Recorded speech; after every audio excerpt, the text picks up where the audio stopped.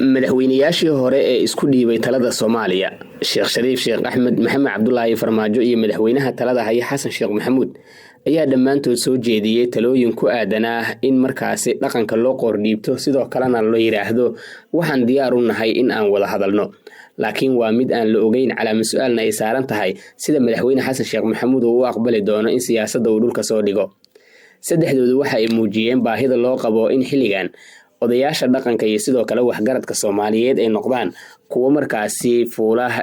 wadada saxda ah iyo sidoo kale qorshaha ballaaran ee lagu xiriirinayo sidii loo gaari lahaa heshiis doorasho oo loo wada dhan yahay si dhinacyadu ay isugu raacaan laakiin marka laga eego qodobada iyo sidoo kale waxyaabaha dhinacyadu ay isku hayaan oo saddex shay u badan haddana waxaa muuqata in markaan doorka saliimka ah ee dhaqanka saddexda hogaamiyaba ay soo jeediyeen laakiin waa mid ay ka taagan tahay su'aal ballaaran cidda sida u aqbalaysa iyo sidoo kale mas'uuliyadda cidda qaadan karta haddii ay suurtagal noqon weyso waa mid kale marka la yiraahdo waxgaradku xilligan awoodda ay ku leeyihiin gudaha Soomaaliya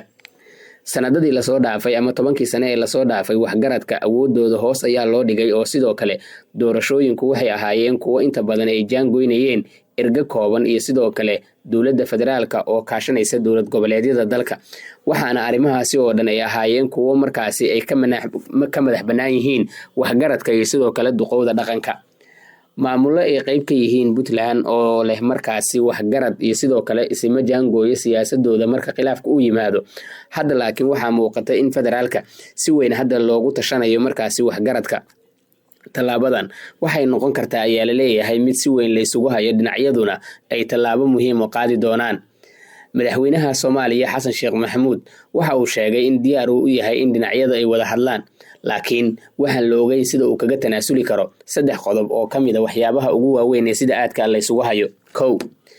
arrimaha dastuurka waa waxa ugu weyn ee dowladda federaalka ee Soomaaliya hadda ay ku dagaalamayso madaxweyne Xasan Sheekh Maxamuudna uu taagan yahay waxa ku baxay qarash fara badan waana adag tahay in dib looga laabto labo hanaanka doorashooyinka iyo sidoo kale waxyaabaha loo marayo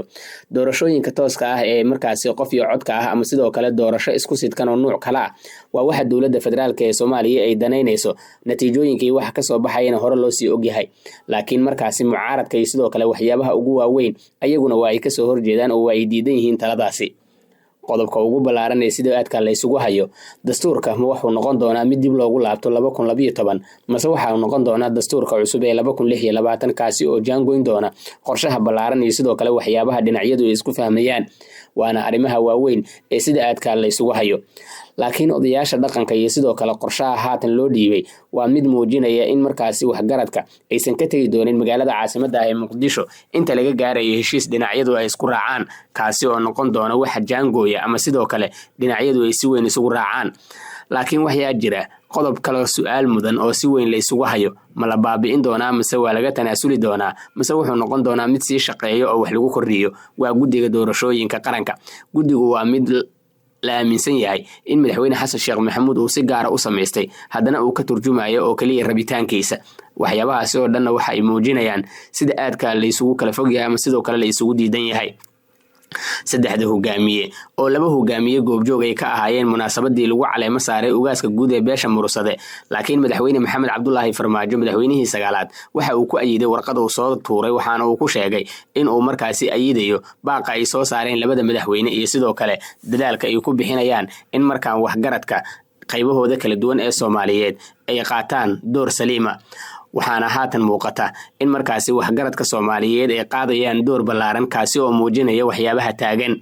tan iyo sanadkii 2000 waxay ahaayeen waxgaradka Soomaaliyeed kuwa jaangoynaya siyaasadda Soomaaliya waxaana qayb weyn ay ku lahaayeen qaabka wax loo dhisayo iyo qaabka sidoo kale wax loo hagaajinayo intaba laakiin haatan waxaa muuqata in qorshuhu uu noqonayo mid ballaaran oo maalinta ka dambaysa geed ku sii hoyanaya su'aashu waxa ay tahay waxgaradku ma noqon doonaa kuwa ku guuleysta inay isku keenaan dhinacyada siyaasaddan ay dhulka dhigaan sidoo kalena madaxweyne Xasan Sheekh Maxamuud ay ogoleysiyaan inuu heshiis qaato kana tanaasulo waxyaabaha uu ku diidan yahay dadka kale